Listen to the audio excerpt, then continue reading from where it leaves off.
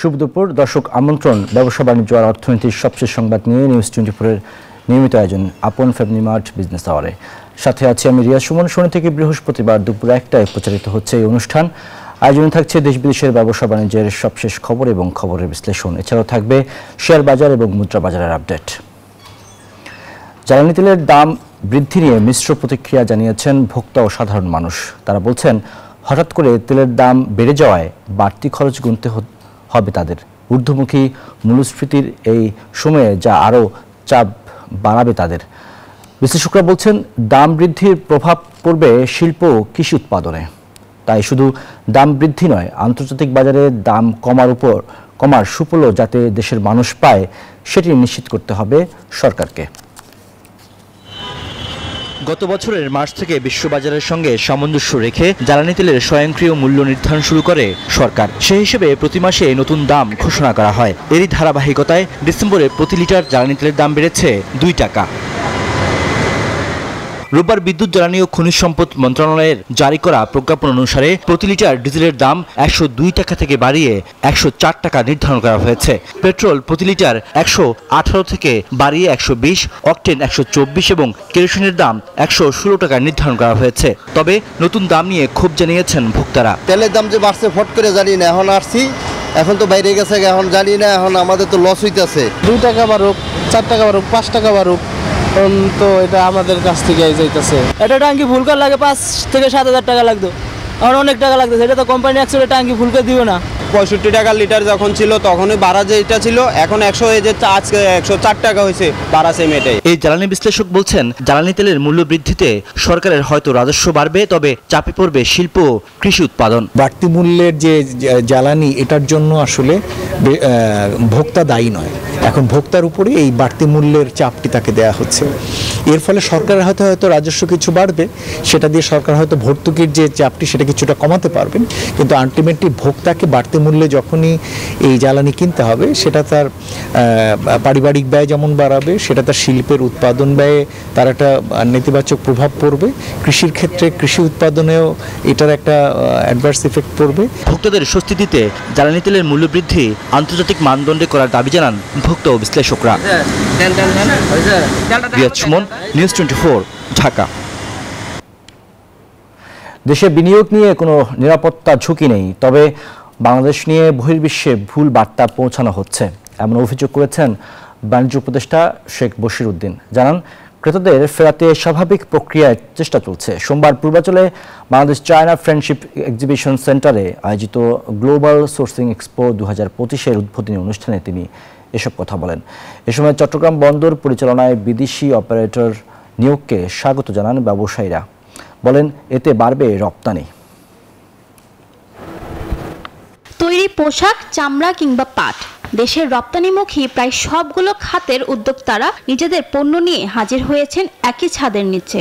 লক্ষ্য, বিদেশি ক্রেতাদের আকৃষ্ট করে রপ্তানি বৃদ্ধি করা। রপ্তানিকারকদের প্রথমবারের মতো এমন সুযোগ করে দিল রপ্তানি উন্নয়ন ব্যুরো ও বাণিজ্য মন্ত্রণালয়, যার নাম দেওয়া হয়েছে গ্লোবাল সোর্সিং এক্সপো 2025। বাইরেরা আসছে, তারা তাদের গুডসগুলোকে দেখছে, যেই গুডসগুলো তারা ইম্পোর্ট করতে পারে তাদের দেশে। প্রত্যেক বছর যদি এরকম এক্সপো আমাদের দেশে আয়োজন করা হয়, আমাদের দেশে বায়ার্স বাড়বে, আমাদের যে স্কিল লেবার আছে আমরা তা বেশিভাবে ইউজ করতে পারবো। We'll take a look at that in more detail, but that actually is another achievement that we have together as business, government, other stakeholders got together and resolved. এই সময় বাংলাদেশের বিভিন্ন টার্মিনালে বিদেশিদের অংশগ্রহণকে স্বাগত জানান ব্যবসায়ী নেতারা। বলেন, এর ফলে $100 বিলিয়ন রপ্তানির পরিকল্পনা বাস্তবায়ন সহজ হবে। টোকেন মানি দিয়ে তারা কিন্তু কাজ শুরু করতে চাচ্ছে, তাহলে একদিকে একটা বড় ইনভেস্টমেন্ট বাংলাদেশে আসছে, একটা নতুন করে টার্মিনাল তৈরি হচ্ছে। যদিও ব্যবসায়ীরা বলছেন, দেশে বিনিয়োগে নিরাপত্তার ঝুঁকি থাকায় ক্রেতারা আসছে না এবং এর ফলে রপ্তানিও কমছে। তবে এ দাবি অস্বীকার করেছেন বাণিজ্য উপদেষ্টা। বলেন, দেশে নিরাপত্তার কোনো ঝুঁকি নেই। অনেক সময় তৃতীয় বিশ্বের দেশ সম্বন্ধে অনেক ধরনের অসত্য তথ্য বিভিন্ন মাধ্যমে ঘুরে বেড়ানোর ফলে এক ধরনের ভীতি সঞ্চারিত হয়। বাট আপনারা নিজেরা জানেন যে আমাদের দেশের ঘোরাফেরাতে নিরাপত্তায় কোথাও কোনো ধরনের তেমন কোনো ঘাটতি নাই।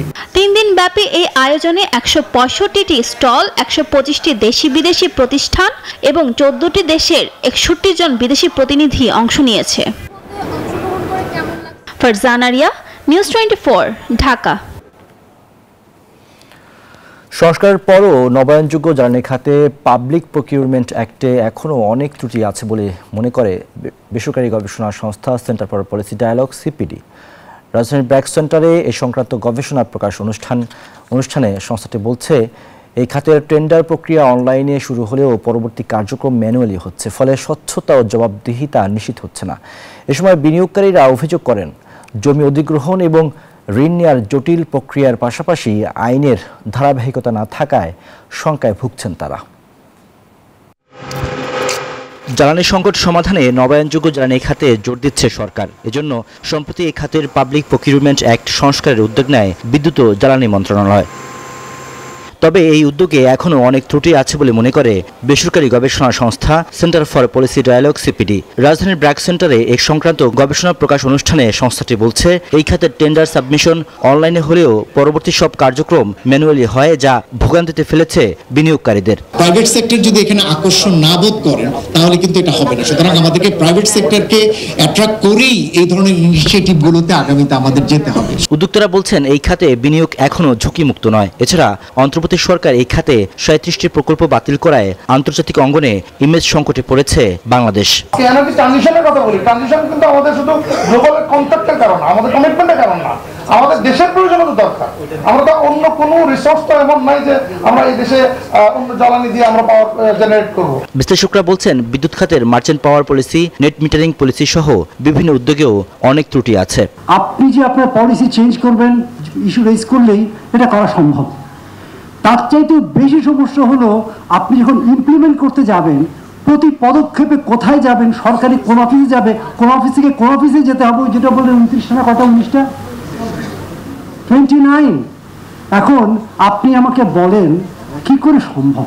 অনলাইনে যুক্ত হয়ে বিদ্যুৎ ও জ্বালানি উপদেষ্টা বলেন, দুর্নীতিগ্রস্ত এই খাতকে টেনে তোলার চেষ্টা করছে সরকার। কম ট্যারিফ নির্ধারণ এই খাতে বিনিয়োগকারীদের উৎসাহিত করবে বলে মনে করেন তিনি। অর্থ বিভাগ প্রয়োজন বলে বাংলাদেশ ব্যাংকের কিছু ফ্যাসিলিটি আছে, সেগুলো আমরা ফুললি করব। রিয়াদ সুমন, নিউজ 24, ঢাকা। আর দর্শক, এই বিষয়টি নিয়ে আজ আমরা আলোচনা করতে চাই। নবায়নযোগ্য জ্বালানির খাতের যে সম্ভাবনা এবং চ্যালেঞ্জগুলো রয়েছে সে বিষয়টি নিয়ে আমরা আজকে আলোচনা করতে চাই। আমাদের সাথে আলোচনায় যুক্ত হয়েছেন অর্থনীতিবিদ ডক্টর মাহফুজ কবির, যিনি গবেষণা পরিচালক BIS। জনাব মাহফুজ কবির, আপনাকে স্বাগত জানাচ্ছি আমাদের আজকের আলোচনা পর্বে। যে বিষয়টি আপনি দেখলেন রিপোর্টে, যে নবায়নযোগ্য জ্বালানি খাতের সংকট নিয়ে কথা বলছিলেন জ্বালানি খাতের বিনিয়োগকারীরা, এবং সিপিডিও একটি গবেষণা প্রতিবেদন সেখানে দিয়েছে, যেখানে বলা হয়েছে যে নবায়নযোগ্য জ্বালানি খাতে সংস্কারের পরও এই খাতে পাবলিক প্রকিউরমেন্ট অ্যাক্টে এখনও বেশ কিছু ত্রুটি রয়েছে।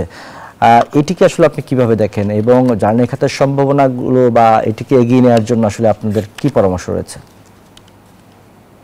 আসলে নবায়নযোগ্য জ্বালানি খাতে যে ধরনের কাজগুলো হচ্ছে, তো সেগুলো আমি মনে করি যে নীতিগত দিক থেকে সরকার অনেক দূরে গিয়েছে, এবং এখানে যে সাবসিডি গুলো দেওয়া হচ্ছে বিভিন্ন রকমের প্রযুক্তিতে, তো সেগুলো এখনো পর্যন্ত ইতিবাচক ভাবে এগোচ্ছে। বিশেষ করে যে ইটকল সহ অন্যান্য যে প্রতিষ্ঠানগুলো, তারা কিন্তু গ্রামে গঞ্জে ছড়িয়ে যাচ্ছে। সোলার হোম সিস্টেম থেকে শুরু করে সোলার ইরিগেশন, এবং একই সঙ্গে যে মিনি গ্রিড, এবং এটি ছাড়াও যে আমাদের ওয়েস্ট টু এনার্জি যে প্রজেক্টগুলো আছে, তো সেগুলোতে অনেক কাজ হচ্ছে। কিন্তু তো সরকারের দিক থেকে যদি অর্থায়নের কথা বলি, তো তাহলে সেই ক্ষেত্রে কিন্তু আমি খুব বেশি বড় কোনো সমস্যা দেখি না, বরং এটার এক্সপানশনের জন্য আরো বেশি আসলে ওই অর্গানাইজেশনগুলোর দিক থেকে আসলে উদ্যোগ নেওয়া দরকার ছিল। পাবলিক প্রকিউরমেন্টের ক্ষেত্রে যেটা আছে আর কি সমস্যা, আমি মনে করি যে এক্ষেত্রে আসলে আমাদের যে টেন্ডার গুলো হয় বিভিন্ন সময়ে, তো সেখানে কিন্তু আসলে আমরা খুব বেশি কম্পিটিটর পাই না। মানে অনেকগুলো প্রতিষ্ঠান, বিশেষ করে আন্তর্জাতিক প্রতিষ্ঠান, তারা কিন্তু এখানে আসে না। এটা একটা সমস্যা হয়ে যায়, এবং এটার কারণে যেটা হয় যে অনেকটাই একটা প্রতিষ্ঠান হয়তো যদি পার্টিসিপেট করে, বিশেষ করে আমরা সম্প্রতি দেখতে পেয়েছি যে চীনা প্রতিষ্ঠানগুলো তারা আসলে এখানে আগ্রহী, তার কারণ তাদের প্রযুক্তি রয়েছে। তো অন্যান্য দেশ থেকে বা অন্যান্য বড় বড় প্রতিষ্ঠান তারা কিন্তু এখানে আসে না, যার ফলে যেটা সমস্যা হয়ে দাঁড়ায় সেটা হলো যে পার ইউনিট কস্ট কিন্তু অনেক বেড়ে যায়। তো এটাই বড় সমস্যা। আর সরকার যেহেতু এখন একটা ফিড ইন ট্যারিফের ব্যবস্থা করেছে, তখন যদি কারো প্রাইভেট এরকম থাকে যে তাদের হয়তো রিনিউয়েবল এনার্জি ছোটখাটো প্রজেক্ট আছে বা তাদের হোম সিস্টেম আছে, তো সেখান থেকে তারা ন্যাশনাল গ্রিডে দিতে পারে ইলেকট্রিসিটি। তো এই সুবিধাগুলো আছে। তবে আমাদের এই যে পাবলিক প্রকিউরমেন্টের ক্ষেত্রে আসলে সিস্টেমটা এমন করতে হবে যাতে করে সবাই পার্টিসিপেট করতে পারে, দেশি বিদেশি সমস্ত ধরনের প্রতিষ্ঠান পার্টিসিপেট করতে পারে। আর আমাদের এখন সবচেয়ে দরকার হচ্ছে যে আমরা আসলে রিনিউয়েবল এনার্জি বলতে এই যে সোলার এনার্জিকে বুঝে থাকি, কিন্তু অন্যান্য আরো অনেক ডাইমেনশন আছে এই রিনিউয়েবল এনার্জির। তো বিশেষ করে আমি বলবো যে উইন্ডের ক্ষেত্রে আমাদের কিছু হয়তো ইনিশিয়েটিভ ছিল, যে বায়ো বিদ্যুৎ প্রকল্প, তো সেখানে আসলে আমরা খুব বেশি হয়তো এখানে সম্ভাবনা কথা শুনলেও বাস্তবে কিন্তু সেটা রিয়েলাইজেশন দেখতে পাইনি। আর আমাদের যেটা সবচেয়ে বড় জায়গা সেটা হলো যে ওয়েস্ট টু এনার্জি, মানে যে আবর্জনা থেকে এই নবায়নযোগ্য যে শক্তি সেটা উৎপাদন। তো সেই জায়গার ক্ষেত্রে আমরা অনেক আশা করেছিলাম যে এখানে অনেক অনেক বিনিয়োগ আসবে, কিন্তু সেই বিনিয়োগগুলো কিন্তু আমরা খুব একটা দেখতে পাইনি। তো এই জায়গাতে আমি মনে করি যে আসলে এই প্রকিউরমেন্টের ক্ষেত্রে এমন কিছু ইনসেন্টিভ থাকতে হবে যাতে করে আসলে এখানে সবাই মানে এগিয়ে আসেন এবং সেখানে জনগণ যাতে অল্প দামে যাতে এইখান থেকে যে জ্বালানি আছে সেটা তারা পেতে পারেন। আরেকটি বিষয় সেটি হচ্ছে যে এখানে ব্যবসায়ীরা, আরেকটি বিষয়ে সিপিডির গবেষণায় বলা হয়েছে যে এই খাতের টেন্ডার প্রক্রিয়াটি অনলাইনে হয়েছে, কিন্তু কাজগুলো হচ্ছে ম্যানুয়ালি, এবং এতে করে স্বচ্ছতা এবং জবাবদিহিতা নিশ্চিত হচ্ছে না। তো এই জায়গাতে আপনাদের কি পরামর্শ আছে? হ্যাঁ, না, আমাদের এখন যে পাবলিক প্রকিউরমেন্ট রুলস সেখানে কিন্তু পরিষ্কার করে বলে দেওয়া আছে যে এখানে বিডিং থেকে শুরু করে, মানে এখানে অ্যাডভার্টাইজমেন্ট থেকে শুরু করে বিডিং, তারপরে এর যে সাবসিকুয়েন্ট প্রসেস গুলো আছে তো সেগুলোই আসলে সব আমাদের ডিজিটালি বা অনলাইনে হতে হবে। কিন্তু সেই ক্ষেত্রে আমরা এখন দেখতে পাচ্ছি যে এই কিছু কিছু জায়গায়, বিশেষ করে যে এই নবায়নযোগ্য জ্বালানির ক্ষেত্রে যে ধরনের প্রকিউরমেন্ট আছে, তো সেখানে আসলে কিছু অনলাইনে কিছু অফলাইনে হচ্ছে। তো আমাদের আসলে পুরো দেশেই পুরো সিস্টেমটার মধ্যেই আসলে এই ফুল অটোমেশন কিন্তু হচ্ছে না। এবং তার একটা কিন্তু উদাহরণ হচ্ছে আমাদের এই নবায়নযোগ্য জ্বালানি, সেখানকার যে প্রজেক্ট টেন্ডারিং এবং এরপরে যে প্রসিডিউর গুলো আছে তো সেগুলো। তো আমি মনে করি যে যখনই বিষয়টা অনলাইন ভিত্তিক হবে তখনই কিন্তু দেখা যাবে কি যে আসলে ওই এখানে স্বচ্ছতা জবাবদিহিতা এগুলো তৈরি হচ্ছে। তো যতই আমরা আসলে এই যদি শুধুমাত্র এই টেন্ডার সাবমিশন সেটিকে যদি শুধু এখানে রাখি, যে এই অনলাইনে রাখি, বাকি সমস্ত কাজ যদি আমরা এরকম ম্যানুয়ালি করি, তাহলে সেক্ষেত্রে কিন্তু আসলে অস্বচ্ছতার একটা ক্ষেত্র তৈরি হয় এবং সেখানে কিন্তু চাইলে যে কেউ এটাকে ম্যানিপুলেট করতে পারে। তো আমাদের দেশের এখনো পর্যন্ত আনফরচুনেটলি যে আমরা অনেক সংস্কারের কাজ করছি এই মুহূর্তে, যে অনেকগুলো নতুন আইন তৈরি হচ্ছে, অধ্যাদেশ এসেছে, কিন্তু এই জায়গাতে আমরা যদি এই বিশেষ করে যে এই পুরো প্রকিউরমেন্ট সেটাকে যদি আমরা অনলাইনে করে ফেলতে পারতাম এর মধ্যে, এবং বিশেষ করে এর জন্য যদি কোনো একটা নতুন করে অধ্যাদেশ তৈরি হতো যে সরকারি সব রকমের কেনাকাটা এই অনলাইন ভিত্তিক হবে, তাহলে সেই ক্ষেত্রে কিন্তু একটা বড় একটা অগ্রগতি অর্জন করা যেত এবং ইন্টারন্যাশনালি আমরা কিন্তু অনেক একটা অ্যাট্রাকটিভ কান্ট্রি হিসেবে থাকতাম, এখানে একটু বিদেশি বিনিয়োগ গুলো আসতো। তো যারা বিদেশি বিনিয়োগ নিয়ে আসেন তারা এখন চিন্তা করেন যে না, আমি শুধুমাত্র টেন্ডারটাই অনলাইনে সাবমিট করলাম, বাকি পুরো কাজটা হলো অফলাইনে এবং এখানে ম্যানিপুলেশনে সেখানে দুর্নীতির সুযোগ রয়েছে, তখনই কিন্তু সমস্যাটা তৈরি হয় এবং এই নবায়নযোগ্য জ্বালানিতে আরো অনেক বিনিয়োগ আসতে পারতো এবং মানুষের কাছে এটা সহজে পৌঁছে যেতে পারতো। এবং যারা আসলে দেশের ভিতরের যে সমস্ত প্রাইভেট কোম্পানিগুলো আছে বা যারা এন্টারপ্রেনার, তারাও কিন্তু তখন এটা নিশ্চিন্তে তারা এই ব্যবসা বা বিনিয়োগের সুযোগ পেতেন। তো সেই বিষয়গুলো হচ্ছে না বলে কিন্তু এখন নানা রকম প্রশ্ন তৈরি হচ্ছে। এখানে ব্যবসায়ীদের আরেকটি অভিযোগ আছে যে মানে গবেষণা মন্তব্য আছে যে 37টি প্রকল্প বাতিল করেছে অন্তর্বর্তী সরকার, সেটি আসলে বিদেশিদের মধ্যে বা বিনিয়োগকারীদের মধ্যে একটি নেতিবাচক ধারণা তৈরি করেছে। একই সাথে আপনি বলছিলেন যে বিদেশি বিনিয়োগ বাড়াতে হবে, সেই ক্ষেত্রে আসলে এই জায়গাটাতে বিদেশিদেরকে আকর্ষণ করার জন্য বা বিনিয়োগ বাড়ানোর জন্য কোন পলিসি নেওয়া দরকার বলে মনে করেন? আমি মনে করি যে এই অন্তর্বর্তী সরকারের সময়টাতে এই সবচেয়ে যে খাতগুলো ভালো করেছে এবং সেখানে স্বচ্ছতা প্রতিষ্ঠিত হয়েছে, তার মধ্যে একটা হলো বিদ্যুৎ এবং জ্বালানি বিষয়ক যে মন্ত্রণালয়। তো এবং এরা যে প্রকল্পগুলোকে বাতিল করেছে সেই প্রকল্পগুলো নিয়ে কিন্তু অনেক প্রশ্ন ছিল, বিশেষ করে যারা বিডার রয়েছেন বা যাদেরকে কাজ দেওয়া হয়েছে তারা কিন্তু অনেক উচ্চ মূল্যে তারা কিন্তু বিড করেছেন এবং এই কন্ট্রাক্টগুলো পেয়েছেন। তো এইটা একটা বড় রকমের প্রশ্ন তৈরি করেছে, যে কারণ হলো যে সরকার কিন্তু এই ফিড ইন ট্যারিফের মাধ্যমে বা এই যে প্রকল্পগুলো যখন বাস্তবায়ন করে তখন কিন্তু এগুলো কিনে নেয় এবং সেটার পুরো চাপটা গিয়ে পড়ে কিন্তু এই জনগণের উপরে, এবং এখানে যে একটা ফেয়ার প্রাইসিং সিস্টেম সেটা কিন্তু এখন আমরা এস্টাবলিশ করতে পারিনি। তো এখন এটা মনে হচ্ছে দেখে যে এই প্রকল্প বাতিল হয়েছে এবং এটার কারণে বিনিয়োগ বাধাগ্রস্ত হচ্ছে, বিষয়টা এরকম নয়, বরং স্বচ্ছ বিনিয়োগ প্রক্রিয়া যদি হয় এবং এখানে উন্মুক্ত এই টেন্ডারিং এর, বিশেষ করে এই টেন্ডারিং এর মাধ্যমে যদি আমরা পুরোটা অনলাইনে করতে পারি এবং সেখানে যদি প্রত্যেকটা প্রক্রিয়ার সিদ্ধান্ত গ্রহণ সেটা যদি স্বচ্ছতার মাধ্যমে হয়, তখন কিন্তু নতুন নতুন অনেক বিনিয়োগ আসবে। তার মানে হলো যে ইন্টারপ্রিটেশন দেওয়া হয়েছে, যে ন্যারেটিভটা তৈরি করা হয়েছে, তাতে মনে হচ্ছে যে না, এখানে যে বিদেশি বিনিয়োগকারীরা আছেন তারা হয়তো এখান থেকে আশাহত হয়েছেন, বিষয়টা এরকম নয়। আমি মনে করি যে এখানে যেটা সবচেয়ে বড় সমস্যা হয়েছে সেটা হলো যে কোন প্রক্রিয়ার মাধ্যমে তাদেরকে বাতিল করা হয়েছে, সেখানে কি পরিমাণে দুর্নীতি ছিল, অস্বচ্ছতা ছিল, সেই বিষয়ে আসলে এই মন্ত্রণালয়ের দিক থেকে পরিষ্কার একটা বার্তা দেওয়া দরকার ছিল। সেটা প্রেস নোট বাংলা ইংলিশে দিয়ে দিলে তখন কিন্তু এই মিডিয়াগুলোতে, ন্যাশনাল ইন্টারন্যাশনাল মিডিয়াগুলোতে এটা ভুল বোঝাবুঝির অবকাশটা কম থাকতো, এবং তখন কিন্তু এমন একটা মেসেজ যেত যে আমাদের এই নবায়নযোগ্য জ্বালানি খাতে একটা স্বচ্ছতা তৈরি হয়েছে এবং এখানে আরো বেশি প্রতিযোগিতার সুযোগ রয়েছে, অনেকের জন্য বিনিয়োগের সুযোগ রয়েছে। এই কাজটা আসলে আনফরচুনেটলি এই মিনিস্ট্রি করেনি, এই কারণেই আসলে সবার মধ্যে ভুল বোঝাবুঝির জায়গা তৈরি হয়েছে। তবে এটাও সত্য যে এই এতগুলো যখন প্রকল্প বাতিল হয়েছে, এই বাতিল করার আগে এই পুরো প্রক্রিয়াটা নিয়ে একটা বড় ইনভেস্টিগেশনের দরকার ছিল, এবং যারা যারা এসছেন এখানে তারা এই কি কি দুর্নীতি করেছেন সেই বিষয়গুলো যদি আমরা জানতে পারতাম, তাহলে সেই ক্ষেত্রে কিন্তু এখানে আরো বেশি স্বচ্ছতা তৈরি হতো। তার মনে করি যে এই অ্যাব্রাপ্টলি এই ডিসিশন গুলো খুব দ্রুত না নিয়ে পরবর্তী সময়ে যখন এগুলোকে বাতিল করা হবে, তো সেই সময় যেন এই পরিষ্কারভাবে পিছনে যে কারণগুলো আছে সেগুলো বলা হয়। তবে অবশ্যই আমাদের প্রথমে যে কাজটা করতে হবে সেটা হলো যে এই পুরো যে সমস্ত বিডিং গুলো হচ্ছে এবং এই যে ক্রয় প্রক্রিয়া, সেখানে স্বচ্ছতা প্রতিষ্ঠিত করতে হবে, তার জন্য আসলে এই পুরো সিস্টেমটাকে অটোমেট করতে হবে। যারা মাহফুজ, আরেকটি বিষয় যদি যুক্ত করতেন, সেটি হচ্ছে যে বিনিয়োগকারীদের মধ্যে একটি অনাস্থার জায়গা আছে। সেটি হচ্ছে যে তারা বলছিলেন যে জমি অধিগ্রহণ, ঋণ নেওয়ার জটিলতা, এই বিষয়গুলো তাদেরকে নানানভাবে পীড়া দেয়, এবং এই কারণে তারা বলছে যে আইনের একটি ধারাবাহিকতা দরকার, যেটি হলে পরে তারা যেমন বিনিয়োগ করতে আগ্রহী হবে, তেমনি বিদেশি বিনিয়োগকারীরাও বাংলাদেশের বা অভ্যন্তরীণ বিনিয়োগকারীদের দেখা দেখি তারাও একটা আস্থা তৈরি হবে। আপনি যদি বিষয়টি যুক্ত করতেন।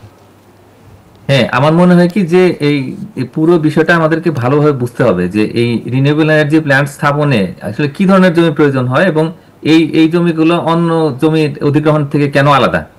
আসলে রিনিউয়েবল এনার্জির সবচেয়ে বড় যে কম্পোনেন্ট সেটা কিন্তু সোলার এনার্জি, এবং একটা সোলার পার্ক যদি আমরা করতে চাই বা মিনি গ্রিড করতে চাই, তাহলে সেই ক্ষেত্রে যে পরিমাণে জমি লাগে সেটা কিন্তু অন্যান্য যে শিল্প কারখানা বা অন্য কোনো ইন্ডাস্ট্রি বা সার্ভিস সেক্টর সেগুলো তৈরি করার চাইতে অনেক বেশি জমি প্রয়োজন হয়, এবং জমির উর্বরতার ক্ষেত্রে অনেক সময় ক্ষতি হয়। এবং এই জমি যদি 20 বছর 30 বছর ব্যবহার করে রাখা হয়, তাহলে সেই ক্ষেত্রে এখানে ছায়া পড়ে ওই জায়গাতে কিন্তু এই যে ময়েশ্চার কন্টেন্ট এবং অন্যান্য যে সমস্ত ন্যাচারাল প্রসেস, এখানকার যে সোলার রেডিয়েশন ইনটেক করা, এগুলো প্রত্যেকটা জায়গাতে কিন্তু তার প্রভাব রয়েছে, এবং এটা দীর্ঘ সময়ে এই জমিটাকে অন্য যে কাজে ব্যবহার করার সুযোগ থাকে সেটা কিন্তু সীমিত হয়ে যায়। এই সমস্ত কারণে আসলে এই মানুষের জমি দিতে চান না এই কাজে। ইভেন সোলার ইরিগেশন প্রজেক্টেও দেখা যায় কি যে ওই জমিটা 20 বছর 30 বছরের জন্য অকুপাই করে রাখতে চান না। তো এই জন্য অনেক মেকানিজমের ব্যবস্থা করা হয়েছে যে যাতে করে যারা জমি দিচ্ছেন তারা যেন একটু হ্যাপি থাকেন, কিন্তু এই সোলার পার্কে গিয়ে একটা বড় সমস্যা তৈরি হয়। তো এই জায়গাতে যে বিপুল পরিমাণে জমি দরকার হয়, তো সেই জায়গাতে আসলে অধিগ্রহণ করাটা মানে আমাদের দেশের মতো যে সীমিত জমির যে দেশ, সেই দেশের জন্য এটা একটা সমস্যা। আমি মনে করি যে এখানে টেকনোলজিক্যাল কিছু ইমপ্রুভমেন্ট দরকার। তো এখনকার মতো এই যদি প্যানেল আমরা রাখি, তাহলে সেই ক্ষেত্রে সেমি ট্রান্সপারেন্ট প্যানেল যদি আমরা নিয়ে আসতে পারি, তাহলে সেই ক্ষেত্রে একটা টেকনোলজিক্যাল প্রবলেম সেটাকে অ্যাড্রেস করা যায়। তবে আমাদের আসলে এখন বেশি মনোযোগ দিতে হবে হলো বিশেষ করে যে আমাদের ওয়েস্ট টু এনার্জি যে প্রজেক্টগুলো আছে সেগুলোর দিকে। সেখানে মানে একটু কম জমি লাগবে, তারপরেও সেখানে ওয়েস্ট প্রসেসিং এর জন্য কিছু জমি দরকার হবে অতিরিক্ত। তো এইখানে আমি মনে করি যে জটিলতাগুলো আছে এই জমি প্রকিউরমেন্টের, বিশেষ করে যে জমি যে অধিগ্রহণ ক্ষেত্রে, সেখানে যতটা সম্ভব এসব মানুষকে বোঝাতে হবে যে এই জমিটাকে যেভাবে ব্যবহার করা হচ্ছে সেটা পরিবেশের উপকার করছে এবং সব দিক থেকে আমাদের টেকসই উন্নয়নের জন্য সেটা প্রয়োজনীয়। তো এইভাবে করে যদি আমরা একটু অ্যাওয়ার করতে পারি, তাহলে সেক্ষেত্রে আমরা এই সমস্যার সমাধান করতে পারি। অ্যাট দ্য সেম টাইম এখানে আসলে লিজিং প্রসেস আসলে একটু ফলো করা দরকার। মানে আমরা পরপরে যেন জমি কিনে না নিয়ে বরং একটা নির্দিষ্ট সময়ের জন্য যদি আমরা এটা যারা ইনভেস্টর তাদের কাছে লিজের ব্যবস্থা করতে পারি, তাহলে যারা জমির মালিক তারাও ভয় পাবে না যে আমার জমিটা চলে গেল। তো এইভাবে ইনোভেটিভ ওয়েতে কিন্তু আমরা অনেক সমস্যার সমাধান করতে পারি। একটা বিষয় আমাদের অবশ্যই মনে রাখতে হবে, সেটা হলো যে এখানে যেটা ওয়েস্ট টু এনার্জি যখন প্রজেক্টটা করবো, তখন কিন্তু অনেক এই যে আবর্জনা যখন আসবে তখন কিন্তু বিভিন্ন রকমের দুর্গন্ধ সহ অনেক রকমের পরিবেশগত সমস্যা সেগুলো তৈরি করতে পারে, এবং এর কারণে আশেপাশে যে সমস্ত ফ্যাক্টরি বা যে আসলে বাড়িঘরগুলো আছে তাদের জন্য অনেক রকমের পরিবেশগত সমস্যা তৈরি হতে পারে। সেই জায়গাতে আধুনিক প্রযুক্তি যদি আমরা ব্যবহার করতে পারি যাতে করে এখান থেকে কোনো রকমের পরিবেশগত সমস্যা, স্বাস্থ্য সমস্যা তৈরি না হয়, তাহলে সেক্ষেত্রে হয়তো এই যে এখন যে বাধাগুলো রয়েছে আসলে ল্যান্ড অ্যাকুইজিশনে, সেই প্রবলেমগুলো থাকবে না। আপনি আমাদের সাথে থাকবেন, আমরা একটা বিরতি থেকে ফিরে আসতে চাই, এরপরে এসে আপনার সাথে আরও আলোচনা করতে চাই। দর্শক, সময় হলো আপন ফ্যামিলি মার্ট বিজনেস আওয়ারে একটি বিরতির, ফিরবো কিছুক্ষণের মধ্যেই, আমাদের সাথেই থাকুন। বিরতির পর আবারও আমন্ত্রণ আপন ফ্যামিলি মার্ট বিজনেস আওয়ারে। দর্শক, আমরা আলোচনায় ছিলাম নবায়নযোগ্য জ্বালানি খাতের সম্ভাবনা এবং চ্যালেঞ্জ নিয়ে। আমাদের সাথে আলোচনায় যুক্ত আছেন ডক্টর মাহফুজ কবির, অর্থনীতিবিদ। জনাব মাহফুজ কবির, আমরা আপনার সাথে আলোচনায় ছিলাম, যে বিষয়গুলো নিয়ে কথা বলছিলাম তার ধারাবাহিকতায় আরও বেশ কিছু বিষয় আপনার কাছে আমরা জানতে চাই। তবে আজকের পত্রিকার গুরুত্বপূর্ণ কিছু শিরোনাম আমরা একটু তার আগে দেখে নিতে চাই। আমাদের কাছে কিছু পত্রিকার শিরোনাম রয়েছে, আমরা একটু দেখতে চাই সেগুলো। আমরা দেখতে পাচ্ছি সমকাল একটি শিরোনাম করেছে, নভেম্বরে রেমিটেন্স বেড়েছে 31%। সেখানে যেটি বলা হয়েছে যে নভেম্বর মাসে ব্যাংকিং চ্যানেলে $279 কোটি সমপরিমাণ অর্থ পাঠিয়েছেন প্রবাসী বাংলাদেশিরা, যেটি গত 6 মাসের মধ্যে সর্বোচ্চ। এরপরেরটি দেখতে চাই। এরপরে যেটি বলা হচ্ছে যে এটি শিরোনাম করেছে বিজনেস স্ট্যান্ডার্ড, তারা বলছে যে সৌদি অপারেটর নিজ খরচে স্ক্যানার স্থাপনের পর পতেঙ্গা টার্মিনালে বেড়েছে কার্গো হ্যান্ডলিং। অর্থাৎ এটি আসলে আমাদের যে আমদানি রপ্তানির বিষয়ে সেই জায়গাটাতে আসলে এটি সহায়ক ভূমিকা পালন করবে বলে মনে করা হচ্ছে। আমরা পরের বিষয়টি দেখতে চাই। পরের সংবাদটি করেছে দ্য ফিনান্সিয়াল এক্সপ্রেস, তারা শিরোনাম করেছে বর্ধিত মার্কিন শুল্কে চাপে পোশাক খাত স্বস্তি দিচ্ছে ইউরোপ, আইএলও এবং আইএফসির জরিপ। এখানে যেটি বলা হয়েছে যে মার্কিন বাজারে বাংলাদেশের তৈরি পোশাকের একটি চাপ লক্ষ্য করা হচ্ছে, যদিও সেখানে ইউরোপের বাজার বাংলাদেশের জন্য কিছুটা স্বস্তি এই মুহূর্তে রয়েছে। রিপোর্টটি জরিপটি চালিয়েছে আইএলও এবং আইএফসি। এরপরে শিরোনামটি আমরা দেখতে চাই। এরপরে শিরোনামটি করেছে বণিক বার্তা, তারা বলছে যে বিশ্বের শীর্ষ অস্ত্র নির্মাতাদের আয় 5.9% বেড়ে রেকর্ড উচ্চতায়। এরপরেরটি দেখতে চাই। এরপরের শিরোনামটি করেছে শেয়ার বিজ, তারা বলছে যে লেনদেনে খরা কাটছে না পুঁজিবাজারে। অর্থাৎ পুঁজিবাজারের যেই লেনদেন সেটি আসলে কখনো ঊর্ধ্বমুখী কখনো নিম্নমুখী, এই সব নিয়ে আসলে বিস্তারিত এই রিপোর্টটি করেছে শেয়ার বাজারের পত্রিকায়। আমরা দেখে নিলাম পত্রিকার শিরোনামগুলো দেখে নিলাম, এবার আবার আলোচনায় ফিরতে চাই। ডক্টর মাহফুজ কবির, আমরা এখান থেকে কিছু বিষয় আপনার সাথে আপনি যুক্ত করতেন, যে এই যে বলা হয়েছে যে রেমিটেন্স বেড়েছে গত 6 মাসে রেকর্ড পরিমাণ, এটি বাংলাদেশে এই জায়গাটি যদি বলতেন যে আসলে এটিকে আপনি কীভাবে দেখছেন?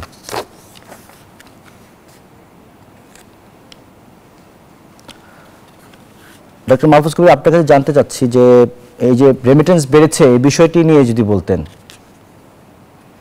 এখানে বাংলাদেশ ব্যাংকের বেশ কিছু উদ্যোগ রয়েছে এবং এটার কারণে কিন্তু আসলে এই রেমিটেন্সটা বাড়ছে এবং ব্যাংকগুলো কিন্তু করসপন্ডিংলি তারা তাদের যে বিশেষ করে যে ফর্মাল চ্যানেলে যে এই রেমিটেন্সটা নিয়ে আসার, তো সেটা জন্য বিভিন্ন উদ্যোগ গ্রহণ করেছে।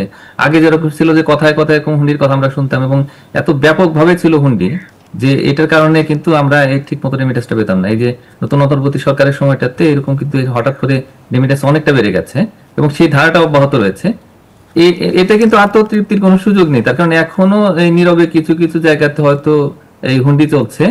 আর আরেকটা বিষয় হলো যে বেশ একটু সময় ধরে কিন্তু আমাদের যে এক্সচেঞ্জ রেট সেটা কিন্তু স্টেবল আছে এবং এই স্টেবল এক্সচেঞ্জ রেটের কারণেই আসলে আমাদের কিন্তু এই যে অন্যান্য যে সমস্ত বিশেষ করে যে কার মার্কেট, তো সেটার সঙ্গেও কিন্তু ডিফারেন্সটা খুবই ন্যারো হয়ে গেছে, মানে আমাদের যে এই অফিসিয়াল এক্সচেঞ্জ রেট সেটার।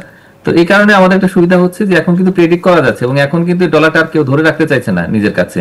তো এই কারণেই আসলে এই হুন্ডির যে ব্যবসা সেটাও কিন্তু অনেকটাই কিন্তু আনঅ্যাট্রাকটিভ হয়ে গেছে। তো এটা একটা ভালো দিক, আমি মনে করি যে এই ধারাটা অব্যাহত রাখতে হবে। ভবিষ্যতে আরো আমাদের এই নেটওয়ার্ক বাড়াতে হবে যাতে করে এক দূর দূরান্তে যারা মধ্যপ্রাচ্যে যে শ্রমিকেরা কাজ করছেন তো তারা যেন এই আমাদের এই যে ব্যাংকগুলো যেগুলো আছে সেগুলো রেমিটেন্স এজেন্টের মাধ্যমেই অর্থগুলো নিয়ে আসতে পারে এবং যতটা আমরা ফর্মাল চ্যানেলে আনতে পারবো ততই আমাদের অর্থনীতির জন্য সেটা একটা ইতিবাচক শক্তি হিসেবে কাজ করবে।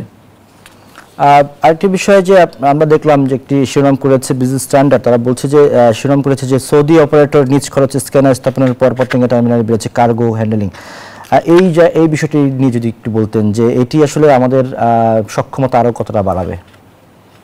না, এটা কিন্তু আমি মনে করি যে প্রথম ধাপ, তার কারণ পুরো আমাদের চট্টগ্রাম পোর্টের এবং এদিকে যে পান্দিয়া এগুলোর কিন্তু এটার যে আপনার যে মডার্নাইজেশন সেটার পথে এটা প্রাথমিক পদক্ষেপ।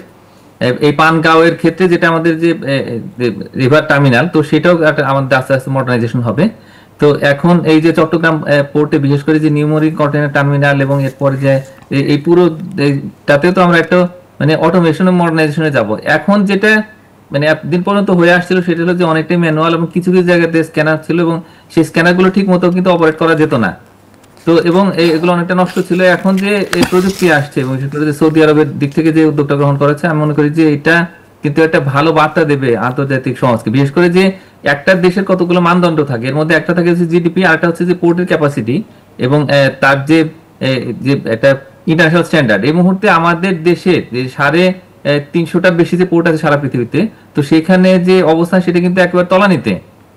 হ্যাঁ, তো এইটা দিয়ে আমরা আন্তর্জাতিক বাণিজ্য কিন্তু সেভাবে করতে পারছি না। আর এই যে এখন যেহেতু বিদেশি অপারেটররা আসছে, তার মানে এখন বাংলাদেশের এই পোর্ট দিয়ে আরো অনেক বেশি ব্যবসা হবে, নতুন জাহাজ আসবে এবং সারা পৃথিবীতে আমাদের যে একটা মর্যাদা সেটা কিন্তু বেড়ে যাবে। আমি মনে করি যে এটা শুরুটা হচ্ছে এই সৌদি আরবের যে স্ক্যানার সেটি দিয়ে, এবং আমি মনে করি যে নিঃসন্দেহে আমাদের যে এই যে ভলিউম, তো সেই এই কার্গোর ভলিউমটা সেটা আরো বেড়ে যাবে এবং অনেক অনেক কিন্তু জাহাজ কোম্পানি তারা কিন্তু বাংলাদেশে আসবে, এসে কিন্তু তারা কিন্তু এই যে বাংলাদেশের সঙ্গে ব্যবসা করবে। আর ডক্টর মাহফুজ কবির, বর্ধিত শুল্ক চাপে পোশাক খাত স্বস্তি দিচ্ছে ইউরোপ, এই যে আমরা একটি সংবাদে শিরোনাম দেখলাম, এটিতে দেখা যাচ্ছে যে আসলে যুক্তরাষ্ট্রের বাজারে বাংলাদেশের তৈরি পোশাক কারখানাগুলোর পোশাক একটি চাপের মধ্যে রয়েছে। আপনি যদি এই বিষয়ে যুক্ত করতেন একটু।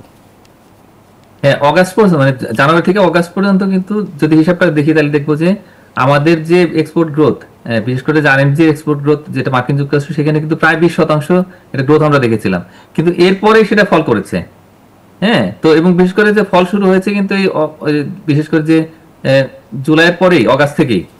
তো এখন যেটা হচ্ছে যে আমাদের ধারাবাহিকভাবে যেহেতু প্রবৃদ্ধি কমছে, কিন্তু মার্কিন যুক্তরাষ্ট্রের বাজারে যে আমরা একটু আশা করেছিলাম যে 20% তাদের যে ডিউটি সেটার কারণে আমরা একটু লেভারেজ পাবো অন্যান্য দেশের তুলনায়, কিন্তু সার্বিকভাবে আসলে মার্কিন যুক্তরাষ্ট্রের পোশাক আমদানির পরিস্থিতি ভালো নয়। এবং এটা শুধুমাত্র বাংলাদেশের জন্য নয়, এটা বরং তাদের যারা সবচেয়ে বড় যে ট্রেডিং পার্টনার, এই মুহূর্তে তো আসলে ভিয়েতনাম সবচেয়ে বড়, এরপরে চীন, তারপর বাংলাদেশ হয়ে গেছে।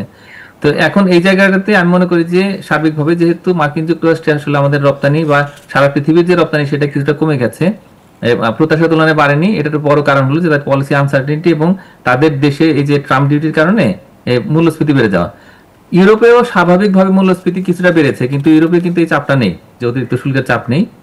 এবং আমাদের প্রতিবেশী দেশ ভারত এবং চীন, তারা দুটোই কিন্তু একটা অ্যাগ্রেসিভ স্ট্র্যাটেজি নিয়েছে এবং সেখানে তারা কিন্তু কম দামে এই পণ্যটা সরবরাহ করছে, বিশেষ করে তৈরি পোশাক সরবরাহ করছে। এতে করে বাংলাদেশে কিছু অসুবিধা হচ্ছে। আমরা একটু এক্সপানশনের প্রত্যাশা করেছিলাম যে আরো হয়তো অনেক বেশি রপ্তানি বাড়বে, তো প্রত্যাশার তুলনায় অত বেশি পারেনি, কিন্তু এখনো পর্যন্ত জায়গাটা স্বস্তিদায়ক রয়েছে। কিন্তু চীন এবং ভারত যে ধরনের আসলে কৌশল নিচ্ছে এবং একই সঙ্গে ভিয়েতনামও প্রায় একই ধরনের কৌশল ব্যবহার করছে, তাদের কারণে কিন্তু আমাদের যে প্রতিযোগিতা সেটা কিন্তু আরো বেড়ে যাচ্ছে। তো এই মুহূর্তে আমাদের উচিত হবে হলো যে এই যে আমাদের যে রপ্তানির ক্ষেত্রে নতুন করে বিশেষ করে ইউরোপিয়ান ইউনিয়নকে সামনে রেখে নতুন কৌশল ঠিক করা। আরেকটি বিষয় যে এখানে কিন্তু আপনার চীন এবং ভারত তারা কিন্তু ইউরোপের বাজারে তাদের পণ্য এখন রপ্তানি বাড়ানোর চেষ্টা করছে এবং সেখানে কিন্তু এখানেও একটা চাপে পড়ছে বাংলাদেশ। এই জায়গাতে আসলে চীনের সাথে ভারতের সাথে এই চ্যালেঞ্জের টিকে থাকার জন্য বাংলাদেশের আসলে সক্ষমতা বা এই জায়গাটাতে তাদের কিভাবে কাজ করা দরকার বলে মনে করেন? এখানে আমাদের যারা সংগঠনগুলো রয়েছে বিশেষ করে বিজিএমএ বিএকিমে, তারা কিন্তু পরিষ্কার করে বলছে যে আমাদের লজিস্টিক্স যে সাপোর্ট, সেই সাপোর্টটা কিন্তু একটু এক্সপেন্সিভ এবং এখনো পর্যন্ত ডিলে আছে। এই যে চট্টগ্রাম পোর্টের যে ক্যাপাসিটি, সেই ক্যাপাসিটিটা আমরা ওভার ইউটিলাইজ করছি। সেখানে এখনো ম্যানুয়াল প্রসিডিউর আমরা অ্যাপ্লাই করছি। আমাদের এখানে বিদেশি অপারেটররা আসলে কিছুটা হয়তো সমস্যার সমাধান হবে, কিন্তু সার্বিকভাবে যদি আমরা দেখি যে আমাদের যে যত পটেনশিয়াল আছে সেটাকে আমরা ইউটিলাইজ যেমন করতে পারছি না, তেমনি করে এটা এক্সপেন্সিভ। এটা একটা দিক। আর একটা দিক হচ্ছে যে আমাদের যে ইউটিলিটি, বিশেষ করে যে আমাদের গ্যাস, এটার প্রাইস অনেক বেশি। তো ভারতে বা চীনে কিন্তু এত প্রাইস নেই, মানে গ্যাসের প্রাইস কিন্তু অনেক কম এবং সেখানে অনেক সাবসিডি রয়েছে। এবং এটি ছাড়াও ইলেকট্রিসিটির যে বেজ লোড, সেই লোডটা কিন্তু আমাদের কম, বিশেষ করে ইন্ডাস্ট্রির জন্য, এবং এটা আরো বেশি করে প্রযোজ্য আমাদের গার্মেন্ট সেক্টরের জন্য। তো এখানে লোডটা একটু বাড়াতে হবে এবং এটা নিরবিচ্ছিন্নভাবে তাদেরকে বিদ্যুৎ সরবরাহ দিতে হবে। তো সেই জায়গাতে আমরা এটা অনেকটা পিছিয়ে আছি। এই কারণে দেখা যাচ্ছে যে আমাদের ক্যাপাসিটি ফুল ইউটিলাইজেশন হচ্ছে না, এখনো 60% মতো করে সর্বোচ্চ আমরা কিন্তু আমাদের ক্যাপাসিটি ব্যবহার করছি। তো আমরা যদি আমাদের এই যে এই গ্যাস সাপ্লাই এবং একই সঙ্গে যে গ্যাসের যে প্রাইস, এই জায়গাতে একটা ডিভিশন নিয়ে আসতে না পারি, তাহলে সেক্ষেত্রে কিন্তু আমরা আমাদের যে দেশগুলো রয়েছে বিশেষ করে যে ভারত, চীন, ভিয়েতনাম, তাদের তুলনায় আমরা পিছিয়ে থাকবো। এবং এই সাময়িকভাবে হয়তো আমরা কিছুটা সুযোগ পাচ্ছি, কিন্তু তারা যেহেতু অ্যাগ্রেসিভলি আগাচ্ছে এই ইউরোপের বাজারে, আমরা কিন্তু অত বেশি আর সুবিধা করতে পারবো না সেখানে। সুতরাং আমাদের এই জায়গাতে সরকারের বিশেষ নজর প্রয়োজন। ডক্টর মাহফুজ কবির, আরেকটি বিষয়ে আপনার কাছে প্রশ্ন ছিল, সেটি হচ্ছে যে আমরা দেখতে পাচ্ছি যে লেনদেনে খরা কাটছে না পুঁজিবাজারে, এবং সপ্তাহের একদিন বা দুদিন যদি ঊর্ধ্বমুখী হয়, বাকি 4 দিন 3 দিন এরকম আবার নিম্নমুখী বা পতন হচ্ছে। এই বিষয়টি নিয়ে যদি একটু বলতেন যে এখানে আসলে স্থিতিশীলতা কিভাবে আনা যায়? পুঁজিবাজারে আমাদের একটা বড় সংস্কার প্রয়োজন ছিল। আমরা এই প্রায় 14-15 মাস আমরা দেখলাম যে অন্তর্বর্তী সরকার তারা কিন্তু বলছে যে আমাদের সংস্কার করছে, অনেকগুলো অধ্যাদেশ হয়ে গেছে, কিন্তু পুঁজিবাজার নিয়ে যে মৌলিক সংস্কারের প্রয়োজন যেগুলো ছিল সেগুলো কিছু কিছু জায়গা তারা নিজেরাই চিহ্নিত করেছে, কিন্তু আমরা আসলে খুব দ্রুত বাস্তবায়ন দেখতে যাচ্ছিলাম। এখন ডিসেম্বর মাস চলে এসেছে, তারা বলছে যে কিছু মৌলিক সংস্কার তারা করবে, এখানে মিউচুয়াল ফান্ড থেকে শুরু করে অন্যান্য জায়গাতে আসলে সংশোধন তারা নিয়ে আসবে। কিন্তু ডিসেম্বর হয়ে গেল, তারা কিন্তু তাদের কথাটা রাখলো না। এখন এইটা সবচেয়ে বড় চিন্তার বিষয়, তার কারণ পুঁজিবাজার থেকেই তো হচ্ছে পুঁজির মৌলিক যে প্রধান যোগান সেটা আসতে হবে। ব্যাংকগুলো তো চাপে অস্থির, সেখানে অনেক খেলাপি ঋণের পাহাড় জমে গেছে, সুদের হার অনেক বেশি। তো এই সমস্ত কারণে কিন্তু ব্যবসা বাণিজ্যে ব্যাংকগুলো খুব বেশি সহায়তা করতে পারছে না। এখন এই পুঁজিবাজার যদি এই সংস্কারগুলো খুব দ্রুত না করে, তাহলে আসলে এই পুঁজিবাজার ঘুরে দাঁড়াবে না। এখনো পর্যন্ত অনিশ্চয়তা রয়েছে, আসলে যারা সাধারণ বিনিয়োগকারী রয়েছেন তাদের মধ্যে থেকেও কিন্তু এক অনাস্থার জায়গা রয়েছে পুঁজিবাজারকে নিয়ে, যে ওইখানে কি হচ্ছে আসলে, এবং তাদের তো পুঁজির কোনো নিরাপত্তা নেই। তো এখন এই সমস্ত কারণে দেখা যাচ্ছে যে ইন্ডেক্সের ভ্যালু যদি 1 দফা বাড়ে তাহলে 2-3 দফা আসলে কমে যায়। তো সব মিলিয়ে আমাদের টোটাল যে ইন্ডেক্স ভ্যালু সেটা কিন্তু খুব একটা সন্তোষজনক জায়গাতে নেই। তো এই জায়গাতে পরিষ্কার করে একটা খুব দ্রুত সংস্কার নিয়ে আসতে হবে, এবং আমাদের হাতে সময় নেই। আর কবে করব আমরা সংস্কার? তো এখন এটা আমি মনে করি যে আগামী 1-1.5 সপ্তাহের মধ্যেই পুরো জিনিসটাকে জাতির সামনে উপস্থাপন করতে হবে, তারা কি কি সংস্কার করলো, এবং করে তাদের পরিষ্কার বার্তা দিতে হবে যে এখন যেন সাধারণ বিনিয়োগকারীরা পুঁজিবাজারে আসে। এবং অবশ্যই আমাদের এখানে কিন্তু এই যে যারা এর অতীতে বিভিন্ন রকমের কেলেঙ্কারির সাথে জড়িত ছিলেন তাদের কোনো শাস্তি এখনো পর্যন্ত আমরা সেভাবে দিতে পারিনি। তো বড় বড় যারা এর কেলেঙ্কারি করেছেন তারা কিন্তু এখনো বহাল তবিয়তে আছেন।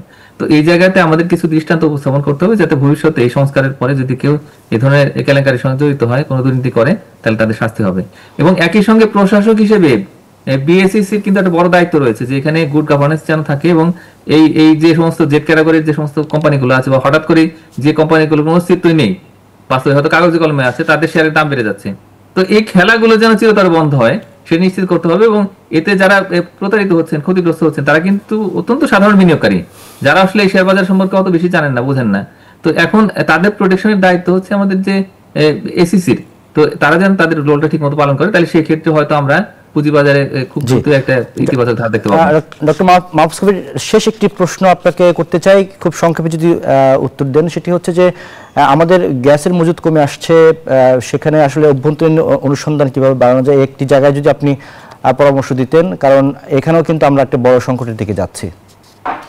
হ্যাঁ, অবশ্যই আমাদের গ্যাসের মজুদ ফুরিয়ে আসছে, এটা কিন্তু ইতিমধ্যে আমরা যে জরিপটা করেছি সেগুলোর হিসাবের ভিত্তিতে, কিন্তু আমাদের বে অফ বেঙ্গলতে ওটা বড় রকমের পটেনশিয়াল আছে আমরা শুনতে পাচ্ছি। তো সেই জায়গাতে আমরা অফশোর ড্রিলিং এর ব্যবস্থা কি করছি, এবং একই সঙ্গে যে নতুন করে যে 3D সার্ভেগুলো, এই সিসমিক সার্ভেগুলো তো আমাদের করতে হবে, করে আসলে দেশের ভিতরে অনুসন্ধানটা জারি রাখতে হবে। অতীতে আমরা দেখেছি যে আসলে এই প্রাইভেট কোম্পানিগুলোকে বিভিন্ন রকমের সুযোগ দিতে গিয়ে আমরা কিন্তু দেশের ভিতরে অনুসন্ধানের কাজটা করিনি। তো এখন সময় এসছে, এখন যেহেতু আমরা জ্বালানি খাতে অনেক সংস্কারের মধ্যে দিয়ে যাচ্ছি, সুতরাং এই জায়গাতে আরো দেশি বিদেশি কোম্পানিকে আসলে নিয়ে আসতে হবে, যাতে করে অনুসন্ধানের কাজ করতে পারি, করে আসলে গ্যাসের প্রকৃত মজুদ কতটুকু সেটা যদি আমরা জানতে পারি, তাহলে সেক্ষেত্রে ইম্পোর্টের যে স্ট্র্যাটেজি সেটা আমরা তৈরি করতে হবে। এবং একই সঙ্গে আমাদের যে বিদেশি জায়গা থেকে, বিশেষ করে মার্কিন যুক্তরাষ্ট্র সহ অন্যান্য দেশ থেকে যে আমাদের যে ইম্পোর্টের জন্য যে স্ট্র্যাটেজি, সেটাকে আমরা অ্যাকর্ডিং যদি রিভাইজ করতে পারি, তাহলে সেক্ষেত্রে শিল্প খাতের যে একটা তাদের মধ্যে যে ভয় আছে যে আমরা আসলে এই গ্যাসের সরবরাহটা ঠিক মতো পাবো কিনা, তো সেই ভয়টা হয়তো থাকবে না। জি, অসংখ্য ধন্যবাদ ডক্টর মাহফুজ কবির আমাদের আজকের আলোচনায় যুক্ত হওয়ার জন্য। এতক্ষণ আপনার কাছ থেকে আসলে এই খাতে নানান সংকট সমাধানের বিষয়ে জানার চেষ্টা করেছি। পরবর্তীতে আপনার সাথে হয়তো অন্য কোনো আলোচনা আবারও কথা হবে। ধন্যবাদ আপনাকে। ধন্যবাদ দর্শক, এরই সাথে সময় হলো আপন ফ্যামিলি মার্ট বিজনেস আওয়ারের আরও একটি বিরতির। ফিরব কিছুক্ষণের মধ্যেই, আমাদের সাথেই থাকুন। বিরতির পর আবারও আমন্ত্রণ আপন ফ্যামিলি মার্ট বিজনেস আওয়ারে। দর্শক, এবারে জানাবো শেয়ার বাজারের আপডেট।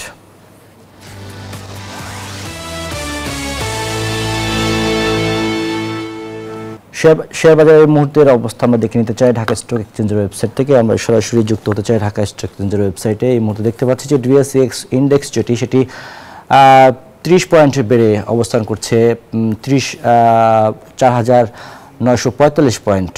ডিএসইএক্স সরিয়া সূচক যেটি সেটি এই মুহূর্তে 8 পয়েন্ট বেড়েছে, অবস্থান করছে 1037 পয়েন্টে।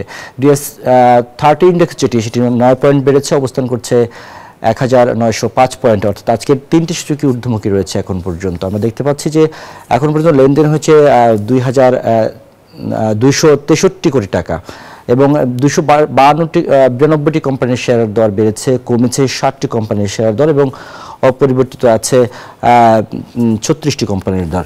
দর্শক, যে বিষয়টি আমরা বিগত কয়েকদিন ধরে লক্ষ্য করছি যে আসলে নানাভাবে আসলে বিনিয়োগের বাজারের অর্থাৎ পুঁজিবাজারের খরা কাটছে না, লেনদেন, বিনিয়োগকারীদের অংশগ্রহণ এবং টাকার পরিমাণ কমছে।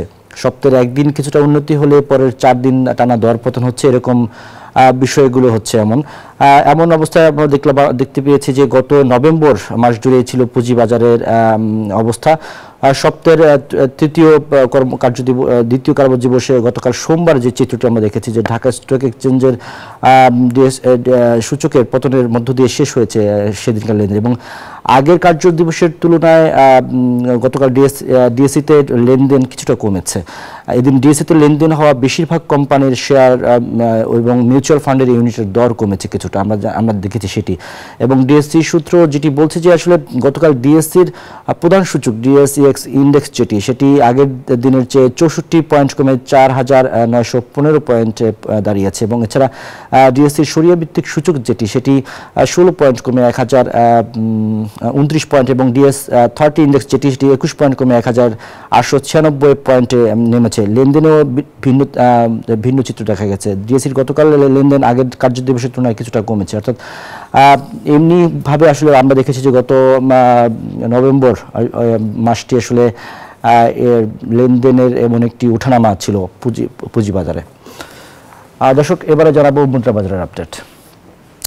আমরা একটি মুদ্রা বাজার আপডেট দেখতে চাই। আজকের বাজারে এখন পর্যন্ত যে তালিকাটি আমরা পেয়েছি সেটিতে দেখা যাচ্ছে যে মার্কিন ডলার 122 টাকা ক্রয় হয়ে বিক্রি হচ্ছে 123 টাকায়, ইউরো 138 টাকা ক্রয় বিক্রি হচ্ছে 143 টাকায়, পাউন্ড 159 টাকায় ক্রয় বিক্রি হচ্ছে 166 টাকায়, চীনা ইউয়ান 16 টাকায় ক্রয় হয়ে বিক্রি হচ্ছে 18 টাকায়, সৌদি রিয়াল 32 টাকায় ক্রয় বিক্রি হচ্ছে 33 টাকা 20 পয়সা এবং ভারতীয় রুপি 1 টাকা 38 পয়সায় ক্রয় হয়ে বিক্রি হচ্ছে 1 টাকা 45 পয়সায়। দর্শক, একই সাথে আমরা জানাতে চাই স্বর্ণের বাজারের দরদাম। স্বর্ণের বাজারে আমরা দেখতে পাই যে 22 ক্যারেটের স্বর্ণ যেটি সেটি আজকের বাজারে প্রতি ভরির দাম রয়েছে 2,12,145 টাকা।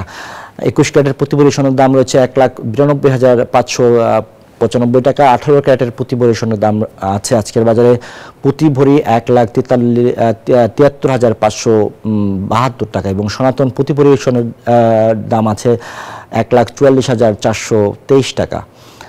রূপার দাম দেখতে চাই। রূপার দামেও আমরা দেখতে পাচ্ছি যে 22 ক্যারেটের রূপা যেটি সেটি প্রতি ভরির দাম আজকের বাজারে রয়েছে 4,246 টাকা। 21 ক্যারেটের প্রতি ভরি রূপার দাম রয়েছে 4,047 টাকা। 18 ক্যারেটের প্রতি ভরি রূপার দাম আজকের বাজারে আমরা দেখতে পাচ্ছি 3,476 টাকা এবং সনাতন প্রতি ভরি রূপার দাম আজকের বাজারে রয়েছে 2,601 টাকা। দর্শক, এবার আমরা জানাতে চাই বিশ্ব বাণিজ্যের খবর।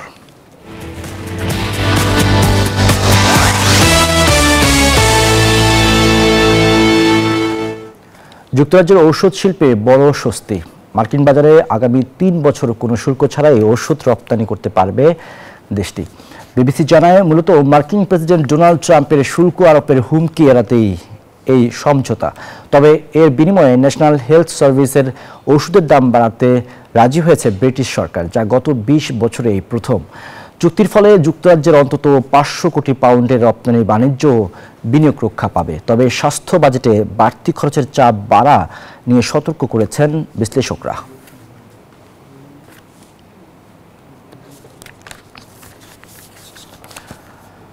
দর্শক, এই ছিল আপন ফ্যামিলি মার্ট বিজনেস আওয়ারের আজকের আয়োজন। এতক্ষণ সাথে থাকার জন্য ধন্যবাদ সবাইকে।